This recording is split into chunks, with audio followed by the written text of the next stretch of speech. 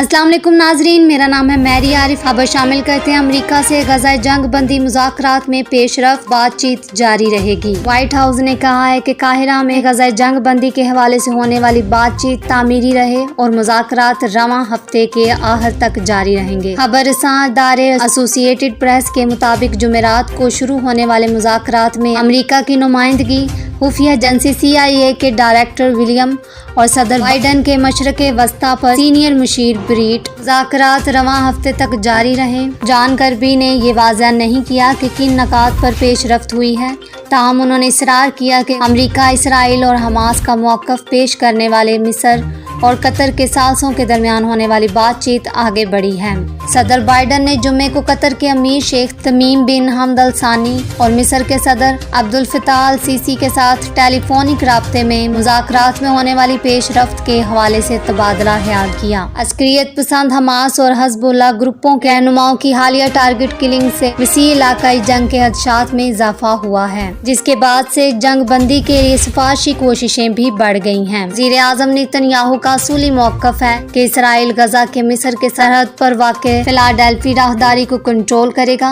تاکہ حماس کو دوبارہ مسئلہ ہونے سے بچایا جائے اور 7 اکتوبر جیسا حملہ نہ دہرایا جا سکے۔ حماس نے جمعے کو کہا تھا کہ نیتن یاہو جنگ بندی معاہدے تک پہنچنے کے کسی بھی چانس کو روک رہے ہیں۔ یعنی مصری حکومت کی جانب سے جاری ایک بیان میں کہا گیا ہے کہ صدر عبدالفتاح السیسی نے بائیڈن کے ساتھ ٹیلی فونک کال میں زور دیا کہ اسرائیل اور حماس کو معاہدے کو پایہ تکمیل تک پہنچانے کے لیے چکا مظاہرہ کرنا پڑے گا تاکہ تنازعات کو خطے میں پھیلنے سے روکا جا سکے۔ صدر بائیڈن نے گزشتہ ہفتے مصری صدر اور قطر کے امیر کے ساتھ فون پر رابطے کے بعد کہا تھا کہ وہ معاہدہ طے پانے کے حوالے سے پر امید ہیں۔ تینوں رہنماؤں کے درمیان یہ بات چیت دوحہ میں ہونے والے مذاکرات کے ایک دور کے بعد ہوئی تھی، جس کے بارے میں وائٹ ہاؤس نے کہا تھا کہ معاہدہ طے پانے کے قریب ہے، لیکن اس کے بعد منگل کو جو بائیڈن نے صحافیوں سے بات چیت میں کہا حماس پیچھے نہیں ہٹ رہا، لیکن امریکہ جنگ بندی معاہدے کے لیے دباؤ ڈالتا رہے گا۔